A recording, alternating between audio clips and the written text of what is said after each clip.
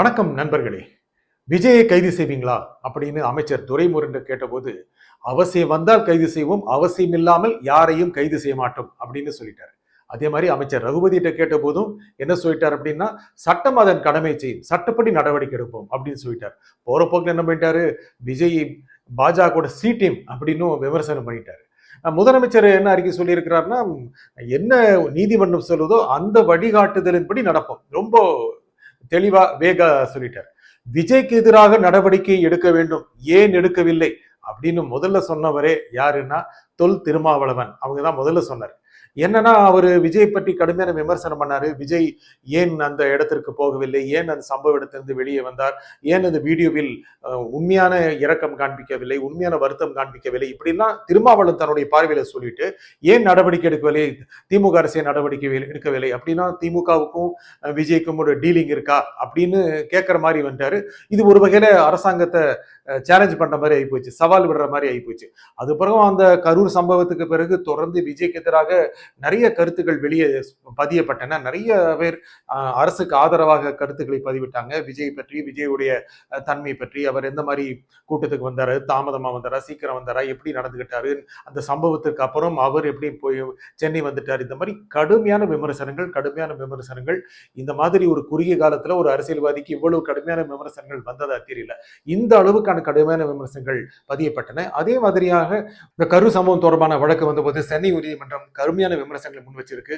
நிச்சயமாக விஜய்க்கு எதிராகவும் கட்சிக்கு எதிராகவும் ஏன் கடமை தவறினார்கள், இது போன்ற பல விமர்சனங்களை நீதிமன்றம் வச்சிருக்கு. விஜய்க்கு தலைமை பண்பு இல்ல, எப்படி இந்த மாதிரி நடந்துக்கலாம், எல்லோரும் ஓடிவிட்டார்கள், இப்படிலாம் கடுமையான விமர்சனங்கள் வச்சாங்க. அதே மாதிரி இந்த வண்டி தொடர்பா அதுல விபத்து ஏற்பட்டதா, அதற்கான நடவடிக்கை எடுத்தீங்களா அப்படின்னு ரொம்ப கடுமையான விமர்சனங்கள் நீதிமன்றம் வச்சது. அதே மாதிரி அரசு தொடர்பாகவும் நீதிமன்றம் சில கண்டனங்களை வச்சிருக்கு. இந்த மாதிரி சூழ்நிலை விஜய்க்கு எதிராக, விஜய்க்குடைய கட்சிக்கு எதிராக கடுமையான விமர்சனங்களை நீதிமன்றம் வைத்த சூழலுக்கு அப்புறம் தான் விஜய்க்கு எதிராக நடவடிக்கை வருமோ அப்படின்னு எல்லோருமே கேள்வி எழுப்ப ஆரம்பிச்சிட்டாங்க. அந்த சூழ்நிலையில தான் போய் திரு துரைமுருகன் கிட்ட கேட்டபோது, அவசியம் வந்தால் யாரை வேணாலும் கைது செய்வோம், அவசியம் இல்லாமல் யாரையும் கைது செய்ய மாட்டோம் அப்படின்னு தெளிவா சொல்லிட்டாரு. ரகுபதி நான் முதலே சொன்ன மாதிரி சட்டப்படி நடவடிக்கை எடுக்கப்படும் அப்படின்னு சொல்லிட்டாரு.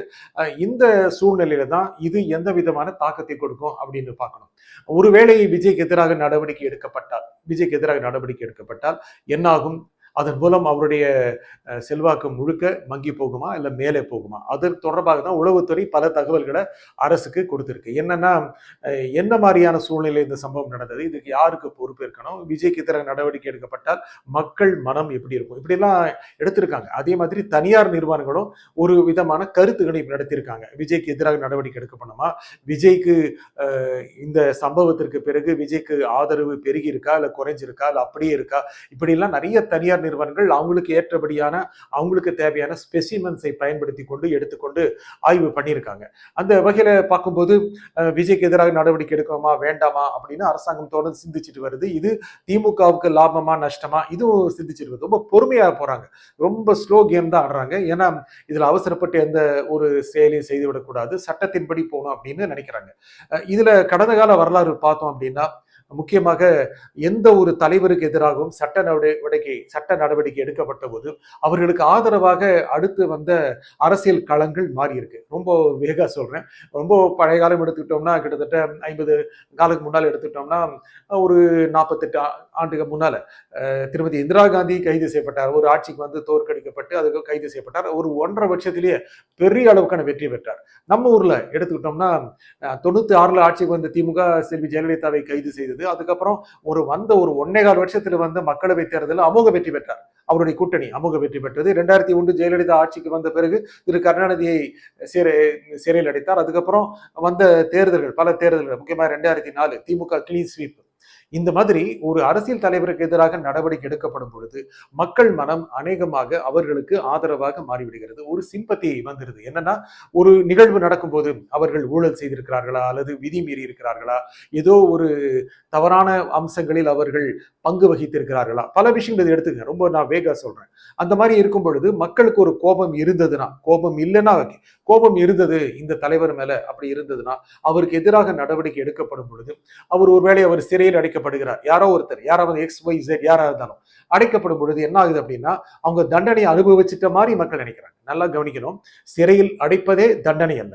அது ஒரு ஒரு குற்றம் பதிவு செய்யப்பட்டு ஒருத்தரை கைது செய்து விசாரிக்கும் போது அதற்கு பிறகு விசாரணை நடக்கும் பொழுது நீதிமன்றம் கொடுப்பதுதான் தண்டனை. ஆனால் சிறைக்கு ஒருத்தரை செல்ல வைத்தாலே, சிறையில் ஒருத்தரை அடைச்சிட்டாலே அது தண்டனை மாதிரி மக்கள் நினைச்சுக்கிறாங்க. 1 நாளா, 5 நாளா, 10 நாளா, இல்ல ஜெயிலுக்கு போயிட்டாங்க, அந்த மாதிரி நினைக்கிறாங்க. அந்த மாதிரி இருக்கும்போது ஒரு பெரிய அரசியல் தலைவர் யாராக இருந்தாலும், விஜய் பொறுத்த வரைக்கும் மிகப்பெரிய நடிகர், மிகப்பெரிய மாஸ் நடிகர். அவர் அரசியலுக்கு வந்து கூட்டங்கள் நடத்தும் போது மிகப்பெரிய கூட்டம் கூடுது. இந்த கூட்டம் பல கட்சிகளுக்கு நிச்சயமாக நடுக்கத்தை கொடுக்குது, மறுக்க முடியாது. திமுக, அண்ணா திமுக, பாஜக, யார வேணாலும் எடுத்துக்கோங்க, விசிக, இடதுசாரிகள், இல்ல முஸ்லீம் லீக், எல்லாருக்குமே தேசிய அளவில் பார்க்கும்போது விஜய்க்கு ஒரு கூட்டம் கூடுவது இது ஓட்டா மாறுமோ அப்படின்னு. நிறைய பேர் ஓட்டா மாறாது அப்படிங்கிறாங்க. களத்தை பொறுத்த வரைக்கும் கணிசமான அளவுக்கு ஓட்டா மாறக்கூடும். அப்படி இருக்கும்போது ஒருவேளை அவருக்கு எதிராக நடவடிக்கை எடுக்கப்பட்டால் அது அவருக்கு ஆதரவா மாறிட்டா என்ன பண்றது அப்படிங்கிற எண்ணம் அரசுக்கு இருக்கு, திமுகவுக்கு இருக்கு. இருக்கிறது நியாயம் தான். ஏன்னா ஒரு அவசரப்பட்டு எந்த முடிவு எடுக்க முடியாது. ஒரு பெரிய நிகழ்வு நடந்துருச்சு, துக்க நிகழ்வு, மிக அதிர்ச்சிகரமான நிகழ்வு, நிகழ்ந்திருக்கவே கூடாத ஒரு நிகழ்வு நடக்கும்போது எப்படி அதை ஹேண்டில் பண்றது அப்படின்னு நிச்சயமாக ஒரு அரசாங்கம், பொறுப்புள்ள அரசாங்கம் நிச்சயமா நினைக்கும். தேர்தலை நெருங்கி கொண்டிருக்கிற சமயத்தில் திமுக நிச்சயமா அதிகமாக நினைக்கும். அந்த மாதிரி பார்க்கும்பொழுது விஜய் தொடர்பாக மிகவும் பொறுமையாகத்தான் அணுகுவார்கள். ஒருவேளை விஜய்க்கு அது லாபமாக போய்விட்டால் அது திமுகவுக்கு எதிராக போய்விடலாம். விஜய் கூட இதை மிகவும் நடுநிலையோடு தான் பார்ப்பார். சரி, ஏதாவது நடவடிக்கை எடுத்தா பார்க்கலாம் அப்படின்னு அவர் சொன்னாரு. நான் எனக்கு எதிராக என்ன வேணாலும் பண்ணுங்க, வீட்டில் தான் இருப்பேன், ஆஃபீஸில் தான் இருப்பேன் அப்படின்னு. அது ஒரு அரசியல் ரீதியாக சொல்லப்பட்ட ஒரு சவால் தான். ஆனா அந்த சவாலை வைத்துக்கொண்டு அரசாங்கமும் சும்மா இருக்காது அல்லவா? ஏனென்றால் மற்ற தலைவர்கள் எல்லாம் நிறைய பேசுறாங்க. முக்கியமாக சோசியல் மீடியால கடுமையான விமர்சனங்கள் வைக்கப்படுது. விஜய் இந்த மாதிரி பேசிட்டாரு, அரசாங்கம் நடவடிக்கை எடுக்காது அப்படிங்கும்போது அரசாங்கத்துக்கும் தன்னுடைய இமேஜை காப்பாற்றிக்கக்கூடிய ஒரு அம்சம் இருக்கு. ரொம்ப கிரிட்டிக்கலான சமயத்துல அரசாங்கத்துக்கு இமேஜ் இருக்கு, விஜயோட இமேஜ் இருக்கு, அதே சமயம் பொலிட்டிக்கல் கெயின் இருக்கு, அரசியல் லாபங்கள் இருக்கு. இதுல எது முக்கியம் அப்படிங்கறது ரொம்ப கவனமா பார்க்கணும். ஒருவேளை விஜய்க்கு எதிராக நடவடிக்கை எடுக்கப்பட்டால் அவருக்கு ஆதரவாக மக்கள் மனநிலை மாறக்கூடிய வாய்ப்பு இருக்கு. தேர்தலுக்கு பக்கம் கிட்டத்தட்ட 3-4 மாசத்துக்குள்ள, 2-3 மாசத்துக்குள்ள தேர்தல் நடைபெற ஆரம்பிச்சிடும். ஒரு 5 மாதத்துல தேர்தல் நடக்க இருக்கு. அது விஜய்க்கு சாதகமா போனா என்ன பண்றது? அந்த மாதிரி ஒரு நிலைமை தான் இருக்கு. ஏன்னா பல கட்சி தலைவர்கள் அவருக்கு ஆதரவா பேசுறாங்க. எடப்பாடியா இருக்கட்டும், இல்ல பாஜக தலைவர்கள் ஆகட்டும், ஆதரவா பேசுறாங்க. ராகுல் காந்தி கூட போன் பண்ணி பேசியிருக்கிறார். இந்த மாதிரியான ஒரு அரசியல் வட்டத்தில் அவர் இருக்கும் பொழுது அவருக்கு எதிராக எடுக்கப்படுகின்ற எந்த ஒரு நடவடிக்கையும் ஒரு ஆதரவாக போகுமோ அப்படின்னு நினைக்கலாம். அதே மாதிரி அவருக்கு எதிராக எந்த நடவடிக்கையும் எடுக்கப்படவில்லை என்றால் அவருக்கு இதுல பொறுப்பு இல்லைங்கிற மாதிரி ஆயிடுமோ அப்படிங்கிற எண்ணமும் இருக்கு. ஆகையில ரொம்ப ரொம்ப ரொம்ப கேர்ஃபுல்லா தேர்தல் நெருக்கமா இருக்கிறதுனால ரொம்ப கேர்ஃபுல்லா அரசு நடைபெறும். விஜய் அரசியலுக்கு வந்து ஒரு 2 வருஷம் தான் ஆச்சு. அதுல இந்த காலத்திலே ஒரு மிகப்பெரிய அனுபவங்களை பெற்றுவிட்டார் அப்படிதான் சொல்லணும். ஏன்னா ஒரு அரசியல் தலைவர் வந்து ஆட்சிக்கு வந்து பல்வேறு அம்சங்களை செய்து, நல்லது கெட்டதெல்லாம் செய்து, அதன் மூலம் வருகின்ற அரசியல் குற்றச்சாட்டுகளை தாண்டி வருது இல்லாம விஜய் வந்த ஒரு 1.5-2 ஆண்டு காலத்திலேயே மிக முக்கியமான கணங்களை சந்தித்து விட்டார். மிக முக்கியமான பழியையும் எதிர்கொண்டு விட்டார். அதே மாதிரி அவருக்கு சாதகமா பாதகமா பல்வேறு கருத்துக்கள் ஊடகங்கள்ல பரப்பப்படுது. அது மட்டும் இல்லாம மத்திய அரசு பேசுது, மத்திய அரசு எதிர்கட்சி பேசுது, பாஜக பேசுது, காங்கிரஸ் பேசுது. எல்லாருமே ஒரு வகையில் அவரை பத்தியே பேசுற அளவுக்கு ஒரு மையம் உருவாகிவிட்டது. அவரை மையமாக அரசியல் மாறிவிட்டது. ஆக இந்த சூழ்நிலையில் அரசு உடனடியாக எந்த நடவடிக்கை எடுக்காத மாதிரி தான் தெரியுது. அப்படி எடுத்தால் ஒருவேளை விஜய்க்கு அது சாதகமாகவும் மாறலாம், பாதகமாகவும் மாறலாம். சாதகமாக மாறும் சூழல் அதிகம். நன்றி, வணக்கம்.